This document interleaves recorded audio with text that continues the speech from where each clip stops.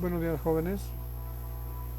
Hoy vamos a continuar con nuestras clases de historia del Perú y vamos a trabajar el primer militarismo, que es el proceso histórico que sigue a la guerra por la independencia después de las batallas de Junín y Ayacucho.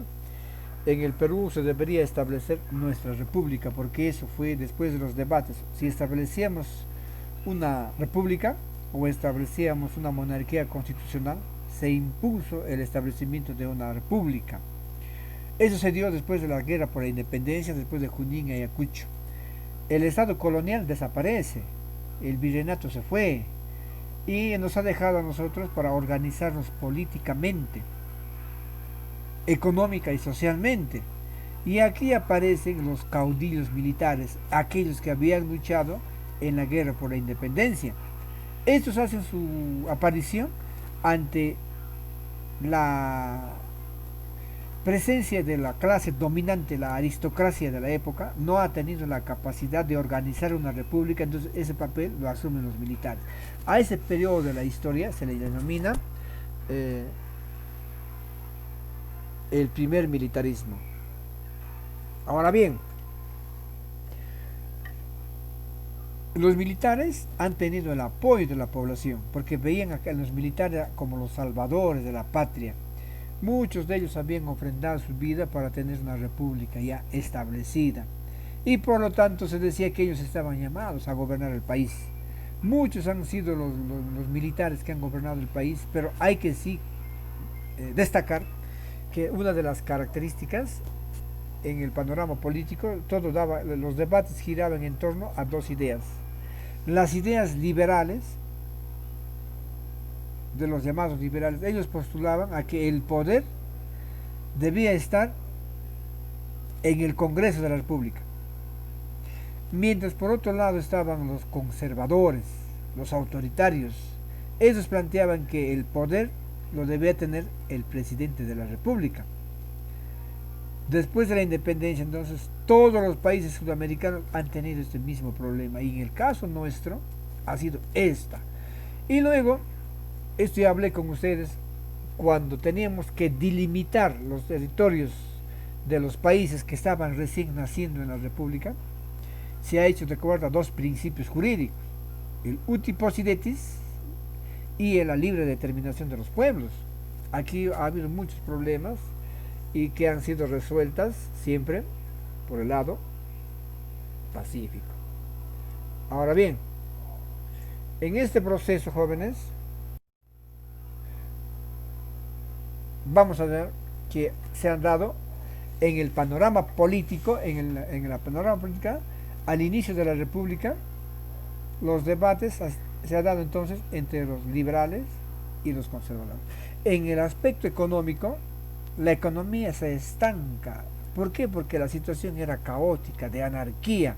No había quien gobierne el país, porque un militar tomaba el poder, inmediatamente el otro le daba el golpe de Estado. ¿Qué inversionista va a venir al Perú e invertir para crear la empresa en estas condiciones? Solamente vivían, los únicos ingresos que obtenía el Estado era de los tributos que hacía. Y en el aspecto social, la sociedad se dividió más. Después del proceso de la independencia, esas las clases sociales se han hecho, la diferenciación social en las clases se hizo más crítico. ¿Quién estaba en la clase alta? Era la aristocracia limeña.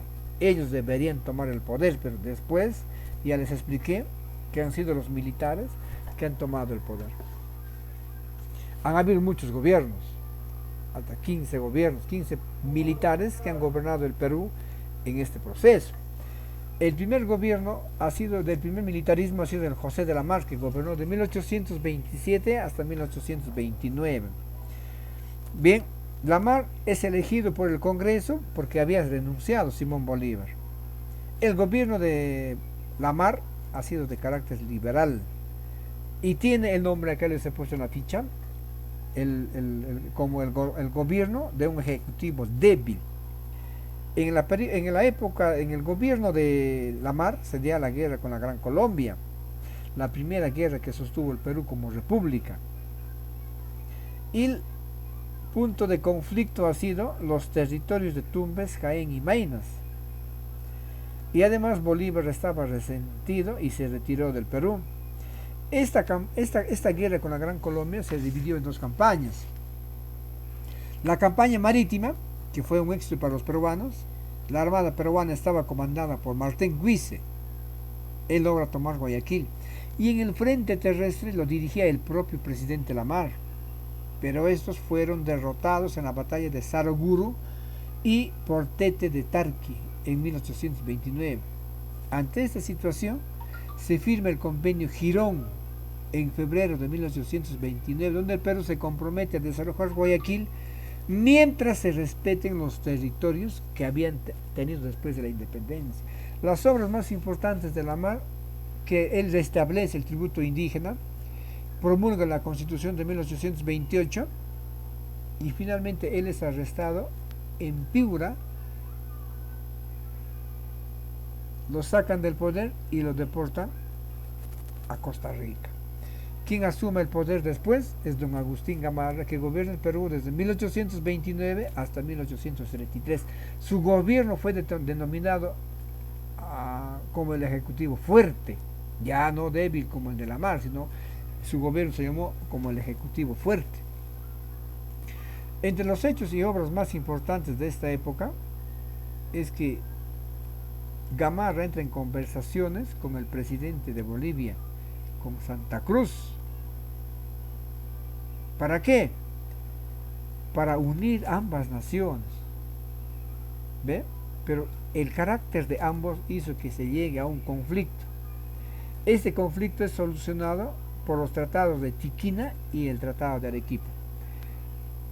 Agustín Gamarra crea el departamento de Amazonas y en su gobierno hubo 14 rebeliones y todos fueron sofocados. Entre 1833 y 1835 gobierna el Perú don José Luis de Orbegoso.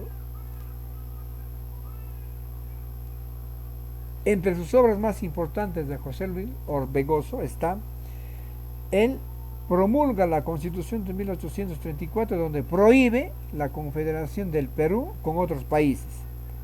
Aquí se produce la revolución del general Pedro Bermúdez, con el apoyo de Agustín Gamarra.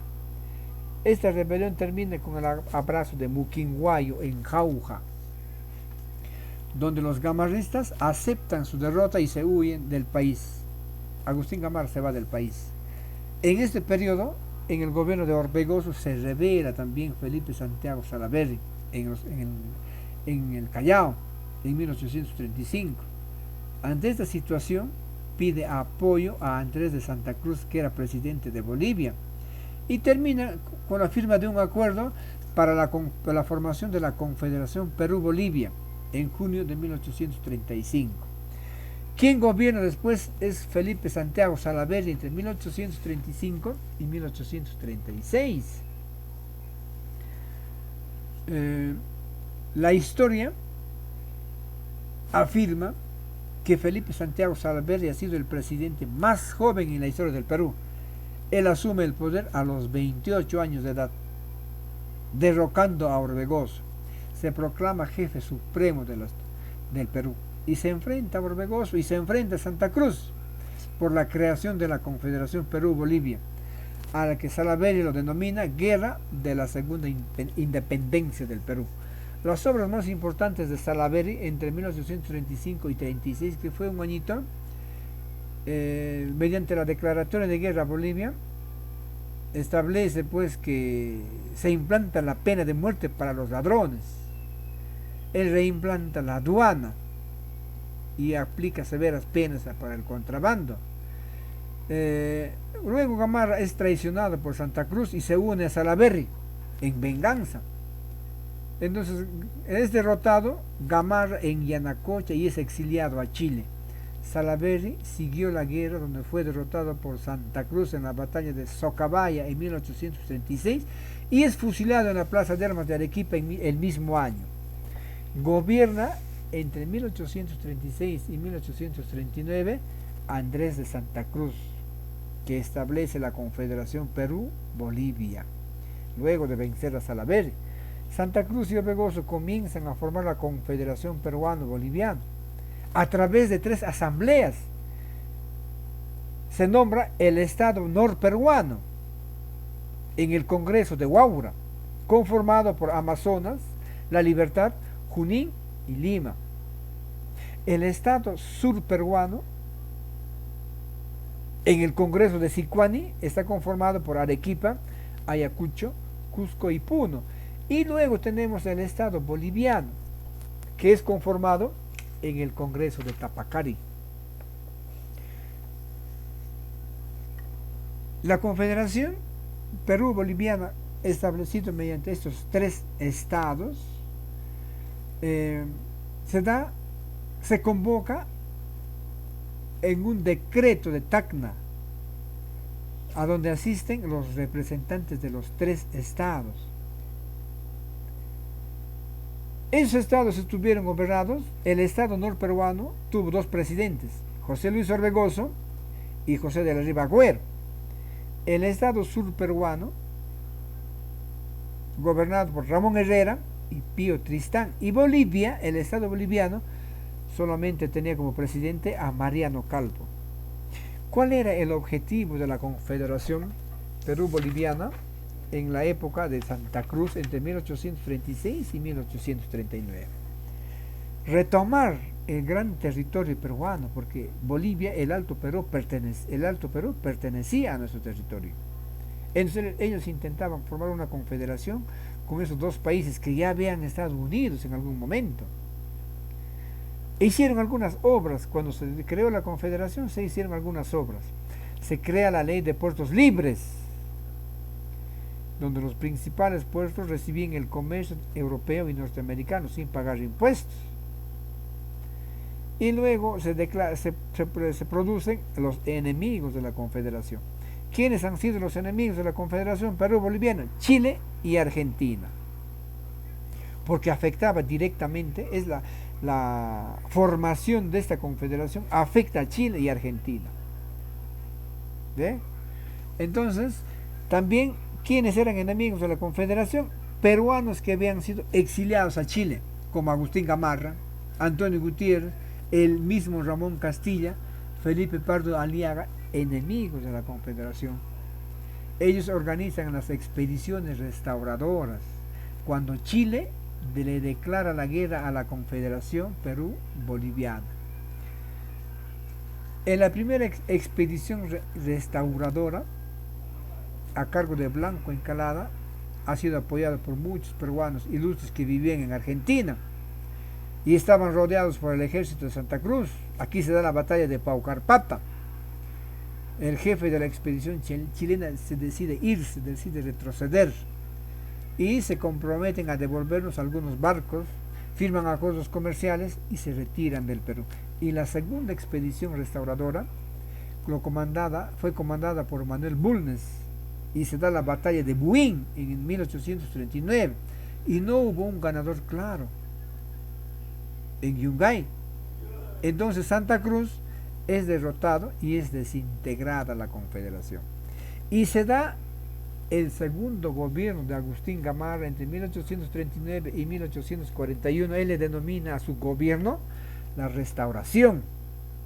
Después de la derrota de Santa Cruz, Gamarra organiza el Congreso, que en Huancayo deciden dar una nueva constitución de tipo conservadora y nombran a Agustín Gamarra como presidente. Entonces se da su segundo gobierno. Este gobierno es conocido como el Restaurador. Él promulga en este periodo de la Constitución de 1839 en Huancayo. Empieza la navegación de barcos a vapor en el Perú. Crea el diario El Comercio. Firma los primeros contratos para explotar el guano de las islas. Seguidamente se da un gobierno que se le denomina el gobierno de la anarquía, el gobierno del caos, donde nadie gobierna, todo el mundo hace lo que quiere. Eso ocurre entre 1841 y 1843, cuando muere Agustín Gamarra en Bolivia. Acá hay un caos, un desgobierno total. Quien debía asumir el poder por encargo de Gamarra es don Manuel Menéndez. Pero Cuando él asume el poder se da una serie de golpes de estado, de un día para otro. Entre ellos se cuenta esos golpistas a Juan Crisóstomo Torrico en 1842, Francisco Vidal en 1842 y 1843, Gutiérrez de la Fuente, Justo Figueroa en 1843. Este Justo Figueroa entrega el gobierno a Ignacio de Vivanco, quien establece un gobierno dictatorial. Ignacio de Vivanco gobierna entre 1843 y 1844. Fue un gobierno dictatorial que fue muy breve. Estaba caracterizado por el despotismo. Él establecía la soberanía de la inteligencia. Él trata de organizar el país y su gobierno es conocido como el Directorio. Una de las características de este gobierno de Manuel Ignacio de Vivanco ha sido el despilfarro del dinero producto de la venta del guano de las islas. Bien, ante esta situación de desgobierno en contra de Ignacio de Vivanco, se revela en Arequipa don Ramón Castilla, quien derrota a Vivanco en la batalla de Carmen Alto en 1844. Y Ramón Castilla entrega el poder nuevamente a Manuel Menéndez, que había sido desconocido en el gobierno de la anarquía. Y Manuel Menéndez convoca elecciones y en este periodo se da el negociazo del guano de las islas. Y luego viene el primer gobierno de Ramón Castilla entre 1845 y 1851. Su primer gobierno se denominó la Unión. Y en este periodo de tiempo él consolida la deuda interna. Él ordena también el pago de la deuda externa, a excepción de España. A España no se le pagó nada, porque no tenemos nada que pagarle. Él por primera vez, en el primer gobierno, Ramón Castilla por primera vez, elabora el primer presupuesto público entre 1846 y 1847. Él crea el primer reglamento de la instrucción pública. Él divide la educación en 3 niveles, inicial, primaria y secundaria. Se inaugura el primer ferrocarril que une Lima y Callao. En el primer gobierno de Castilla se da inicio a la inmigración de culíes chinos al Perú. Entonces él busca modernizar también la Marina de Guerra del Perú al comprar la fragata Mercedes y 2 bergantines, el Guise y el Gamar. Él compra el primer buque militar, el vapor Rímac. Luego, entre 1851 y 1855, gobierna el Perú don Rufino Echenique. Después de terminado el gobierno de Castilla, convoca elecciones y este sale ganador. Posteriormente, él también despilfarró los dineros producto de la venta del guano de las islas. Había dinero en abundancia, estaba en apogeo, y Echenique genera, al igual que el propio Ramón Castilla, se rebela porque despilfarraba el dinero. Echenique construye el ferrocarril de Tacna a Arica. Él firma el Tratado Herrera da Ponte, donde el Perú obtiene la salida al río Amazonas y al Océano Atlántico. A cambio, Perú le reconoce el uti possidetis y perdimos el territorio de la Amazonía a favor del Brasil. Aquí él fomenta la inmigración de alemanes al Perú. En este periodo se da el escándalo de la consolidación de la deuda interna. Muchas personas falsifican vales de deuda y empiezan a cobrar. Solamente Castilla había reconocido 8 millones y luego aparece una deuda de 12 millones. Esto hace que Ramón Castilla se moleste y se rebele. En 1854, como consecuencia de la corrupción de Rufino Echenique, Ramón Castilla se rebela, se da una rebelión y en la batalla de Las Palmas vence a Echenique y Ramón Castilla asume la presidencia de la República. Entonces se da el segundo gobierno entre 1855 y 1862. Producto de este golpe de Estado, Castilla asume el poder y convoca un parlamento a través de una convención nacional y se nombra presidente. En este periodo se da la guerra con el Ecuador, el conflicto con el Ecuador, ya que pretendieron pagar una deuda con los ingleses, pero ofrecieron el territorio nacional. Los ingleses, los ecuatorianos tenían una deuda con los ingleses y le ofrecen un espacio de tierra en la frontera del Perú con el Ecuador, en territorio peruano, y le entregan ese espacio de terreno a los ingleses a cuenta de la deuda externa que tenían los ecuatorianos con los ingleses. Pero los ecuatorianos están entregando territorio peruano, y Ramón Castilla fue y recuperó, después de una lucha armada, recuperamos ese territorio. Tomamos Guayaquil, recuperamos, y Ecuador ha tenido que asumir su deuda con los ingleses y pagarlo después. Las obras de Ramón Castilla en su segundo periodo decreta la abolición de la esclavitud, eso está en Huancayo. Promulga la Constitución de 1856 de corte liberal. Aquí se establece la vacancia presidencial si de este disuelve el Congreso. Él crea el Consejo de Ministros, da la abolición de la pena de muerte. Cambiaron de ideas, cambiaron la Constitución, era de corte moderado, ni liberal ni conservador, era moderado. Y también él prohíbe la reelección presidencial. Él firma un contrato donde entrega la venta del guano a través del proceso que se llama la consignación. Entrega a empresarios nacionales. En su gobierno, segundo gobierno, se elabora el primer mapa del Perú.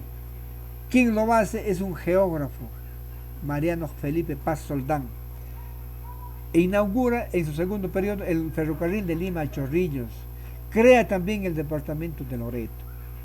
Luego viene, entre 1862 y 1863, el gobierno de don Miguel de San Román. Las obras más importantes de don Miguel de San Román, él establece el sistema métrico decimal de pesos y medidas.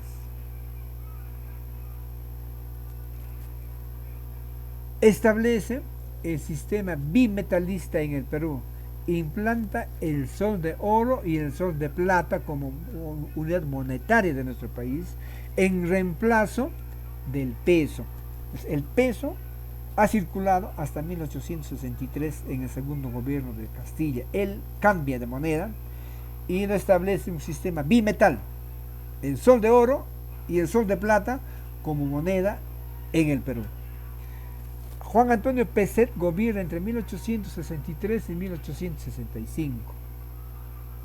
En su periodo se da la guerra con España, donde peruanos, ecuatorianos, argentinos y chilenos nos unimos en el combate de 2 de mayo para expulsar definitivamente a los españoles, porque los españoles vuelven porque decían que nosotros no hemos cumplido con el pago de la capitulación de Ayacucho. Después de la guerra, de la batalla de Ayacucho, nosotros firmamos una deuda con ellos que nunca les pagamos. No teníamos por qué pagarlos.